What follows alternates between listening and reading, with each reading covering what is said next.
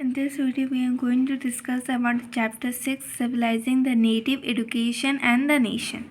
तो हिस्ट्री का ये चैप्टर है और इसका क्वेश्चन से अभी स्टार्ट करेंगे। तो क्वेश्चन नंबर 1 है, Why did William Jones feel the need to study Indian history, philosophy and law?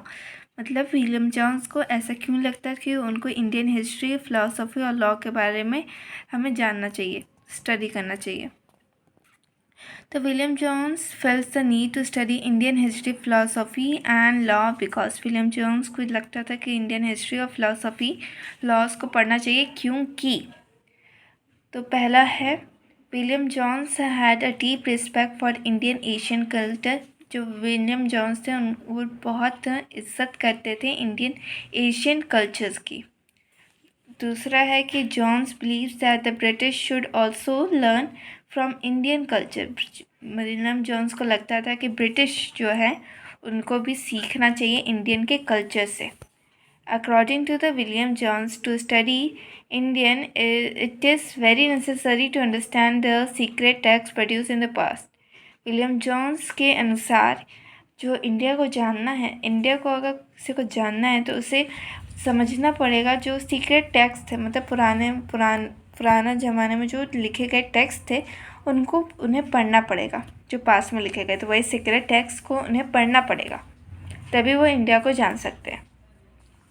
Question 2 है, why did William Jones and Thomas Macaulay think that the European education is essential in India. तो question कह रहा है कि William जो James mills थे और Thomas Macaulay थे, ये 2 पर्सन थे जो ब्रिटिश के थे, और ये क्या सोचते थे कि यूरोपियन एजुकेशन क्यों ज़रूरी है इंडिया के लिए। तो James Mills, Thomas Macaulay think that European, James Mills और थॉमस मैकेले जो थे वो सोचते थे कि Europe education was essential in India because according to them, education ज़रूरी है इंडिया के लिए क्योंकि उनके अनुसार the Indian literature is no practical use. उनको लगता था कि इंडिया का जो लिटरेचर है उसमें कोई प्रैक्टिकल यूज़ नहीं होता है, कोई प्रैक्टिकल होता नहीं है। उनको ये लगता था कि according to them the Indians were not civilise and the European education can make them civilise. उनको ये लगता था कि इंडिया जो है वो सिविलाइज नहीं है और बस यूरोपियन एजुकेशन जो है उसे सिविलाइज कर सकती है, वरना इंडिया तो सिविलाइज है ही नहीं। उनको तीसरी बात यह लगती थी कि they thought that the knowledge of India is full of errors and unscientific. उनको लगता था कि जो नॉलेज है इंडिया की उसमें गलतियां ही भरी हुई हैं और वो अनसाइंटिफिक है। इंडिया के बारे में उनकी ये सोच थी। तो क्वेश्चन 3 है, why did Mahatma Gandhi wanted to teach childrens handicraft. तो महात्मा गांधी क्यों बच्चों को हैंडीक्राफ्ट सिखाना चाहते थे।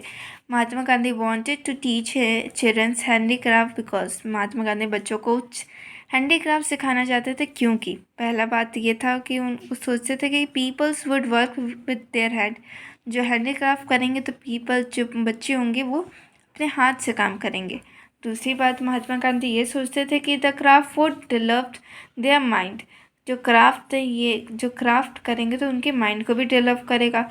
It would also develop their capacity of understanding, उनकी सोचने की क्षमता को भी बढ़ाएगा। तो महात्मा गांधी ये सोचते थे। अब क्वेश्चन 4 है, why did Mahatma Gandhi think that the English education had enslave Indian.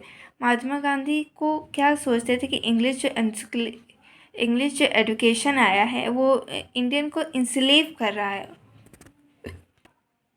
Mahatma Gandhi thought that English education had enslave Indian because, Mahatma Gandhi सोचते थे कि इंग्लिश एजुकेशन जो इंस्लेव कर रहा है इंडिया को, क्योंकि पहली बात थी कि many Indian started considering English education superior then the Hindi education. बहुत से इंडियन से वो सोचने लगे कि इंग्लिश एजुकेशन है वो सुपीरियर है हिंदी एजुकेशन से।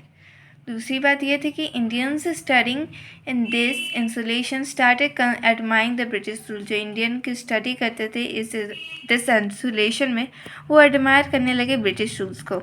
और थर्ड बात ये थी कि they started forgetting Indian culture. वो भूल गए कि इंडियन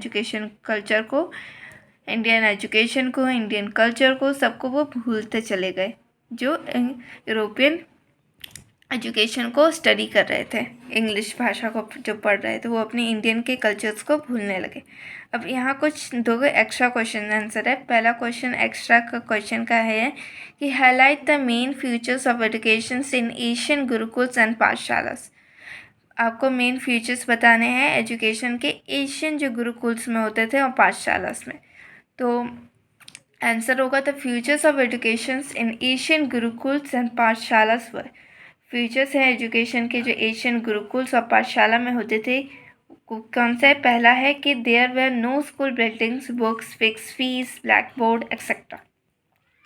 वहाँ कोई भी स्कूल बिल्डिंग्स नहीं होती थी, कोई बुक्स नहीं मिलता था, कोई फिक्स फ़ी नहीं होती थी, कोई ब्लैक बोर्ड नहीं होता था और भी बहुत कुछ नहीं होता था। Teaching was oral, teaching oral होता था, रिटन नहीं होता था, ओरल किया जाता था। और तो पहली बात ये भी है कि वहाँ एग्ज़ाम जो होते हैं ना हम लोग के, वहाँ एग्ज़ाम भी नहीं होता था। Classes were generally held under the banyan tree, temples और गुरुसो। और क्लासेस जनरली बनियान ट्री के नीचे होती थी, या तो टेम्पल्स में होती थी, या तो गुरुस के घर ही में होती थी। Next question is what changes were brought in the Indian education system after Wood dispatch in 1854। ये जो अभी हमने क्वेश्चन पहले जो पढ़ा था वो वुड डिस्पैच के 1854 के पहले का था। जब वुड डिस्पैच 1854 हुआ तो उसके बाद क्या चेंजेस आए इंडियन की एजुकेशन में? तो the following changes brought in the Indian education systems after Wood dispatch in 1854 were. तो चेंजेस बता रहा है कि चेंजेस जो इंडियन एजुकेशन सिस्टम में आए वुड डिस्पैच 1854 के बाद वो कुछ इस प्रकार है। तो पहला है teaching was now based on text books and learning was also tested through a system of annual examination. जो टीचिंग था वो बेस हो गया टेक्स्ट बुक पर, टेक्स्ट बुक्स मिलने लगी, उस पर टीचिंग बेस हुआ, और लर्निंग जो पढ़ाई थी, लर्निंग थी, वो टेस्ट होने लगी। एक सिस्टम था जिसका नाम दिया गया एनुअल एग्जामिनेशन। उस सिस्टम के कारण पढ़ाई को भी टेस्ट किया जाता था। नंबर 2 है कि gurus were asked to take classes according to a regular time table and submit a product records. Gurus को कहा जाता था कि आपको क्लासेस है रेगुलरली लेनी है, और क्लासेस लेंगे तो उसमें रेगुलर टाइम टेबल के अनुसार, उनकी मर्ज़ी नहीं चलेगी, उनको जो मन आया पढ़ा दिए, जो मन आया जो मर्जी जब पढ़ा दिए। उनको एक रेगुलर टाइम टेबल दिया जाएगा और उन्हीं के हिसाब से गुरुज को भी चलना होगा और उनको सबमिट करना होगा प्रोडक्ट रिपोर्ट्स को भी। और स्टूडेंट्स के साथ होता है कि स्टूडेंट वर आस्क्ड टू पे रेगुलर, स्टूडेंट को रेगुलर फ़ी पे करना होगा।